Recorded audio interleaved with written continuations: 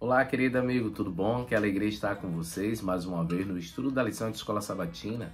Essa semana com um tema bem interessante, como lidar com as dívidas. Eu acho que vai ser bem legal a gente aprender pela palavra de Deus e aqui a gente vai dar algumas dicas também sobre o aspecto das finanças, daquilo que eu vivo e daquilo do que a palavra ensina. O assunto de hoje, dentro das dívidas, é problema da dívida. Quando você olha para Deuteronômio capítulo 28, versículo 1 e 2 e o verso 12, são textos que a gente já usou em outros momentos, porque ali Moisés, no livro de Deuteronômio, ele estava se despedindo do povo e dando conselhos importantes. Então, assim, no versículo 1 ele diz, olha, se vocês ouvirem ao Senhor, guardar os seus mandamentos, aí ele começa a relatar as bênçãos que vai acontecer na vida deles.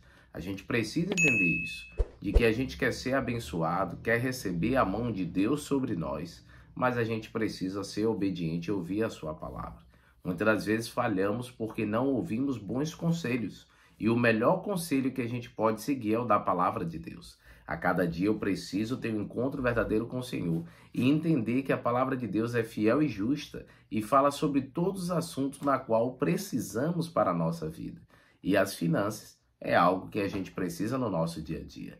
Vivemos em um mundo materialista, onde a gente precisa de recursos para estar vivendo, pagando conta, comendo, se alimentando, tudo depende de valores. Por isso que confie no Senhor, que Ele sempre vai adiante dos seus filhos e cuida deles. Há três razões principais para que as pessoas entrem em dificuldades financeiras. Isso aqui eu concordo 100%.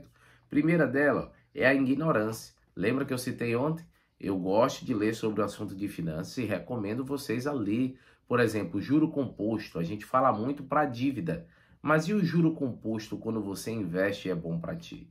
Então você pode fazer investimentos com valores pequenos. Uma das coisas que eu vou falar aqui essa semana é que a gente se preocupa muito com o que tem a pagar, então as saídas, e se esquece de se preocupar com o que vai entrar. Então, às vezes, a gente está preocupado muito em diminuir e a gente vira pessoas egoístas, canguinha, né? Eu costumo chamar essa expressão. Por exemplo, eu gosto que quando eu compro uma roupa nova, eu dou uma antiga, mas tem pessoas que são acumuladores. Então tem gente que vive bem porque tirou as despesas e manteve a entrada. Na verdade, querida, a gente tem que aumentar as entradas. Não é que você vai se sobrecarregar de trabalho, mas, por exemplo, no lugar onde você está, você recebe um salário digno? Não? Então, busque estudar, se aperfeiçoar, fazer um curso para melhorar o seu currículo e você conseguir um trabalho melhor. Claro que cuidar das saídas é importante, mas também cuidar das entradas. Já fica essa dica aí importante. Então, uma das principais motivos que as pessoas têm dívidas é porque são ignorantes no assunto financeiro. Estude sobre o tema que é muito importante. Segundo aspecto, a segunda razão da dificuldade financeira é egoísmo e ganância. O que seria isso? É o aspecto que as pessoas querem ter mais do que pode. Olha, eu vi esses dias um anúncio de um rapaz vendendo um carro.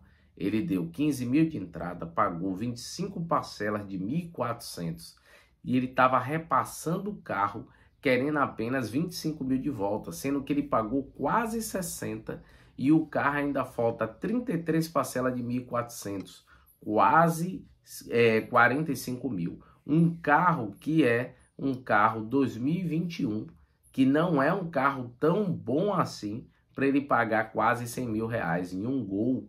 Então, assim, queridos, cuide com isso. Meu carro, por exemplo, não é um carro do ano, não é um carro 2022, 2023, mas é o que eu pude pagar e não ficar devendo.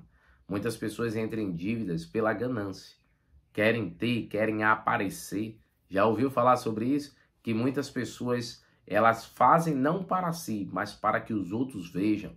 E a gente tem que ter cuidado com isso. Terceiro aspecto, a terceira razão porque muita gente tem dívida é por causa de infortúnios pessoais. Doença, realmente ali um pai morreu e aí teve que fazer uma viagem, teve que ver em cima da hora a questão também de funeral. Olha uma coisa que eu estava pensando esses dias.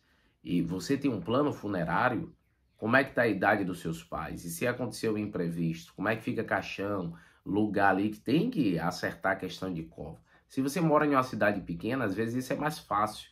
Mas se você mora em uma cidade maior, existem transtornos principalmente familiares que querem ir, não têm condições. Então, quando você tem um plano funerário, a funerária disponibiliza ônibus em muitos dos casos. Então, com isso, queridos, cuidem também. Um plano de saúde é um custo que você tem, mas te livra de dívidas maiores, porque quem não tem um plano, às vezes precisa fazer uma cirurgia de emergência e isso atrasa a vida. Então, queridos, é possível pagar as dívidas. É possível não ter dívidas ou ter menos dívidas quando a gente olha para esses três aspectos. E a gente precisa cuidar, porque a dívida tira a nossa paz e a gente precisa viver em paz com Deus. Se qual for a razão, mesmo que seja culpa da própria pessoa, a dívida pode ser aliviada. No entanto, os endividados terão que fazer algumas mudanças na vida, nos seus gastos e nas próprias finanças. Então, queridos, a gente precisa reorganizar a vida. Quem sabe você adquiriu hábitos ruins que te levou a essa vida de dívida e agora é a hora de corrigir. Confie no Senhor, faça o certo e com certeza a vitória virá. Vamos orar?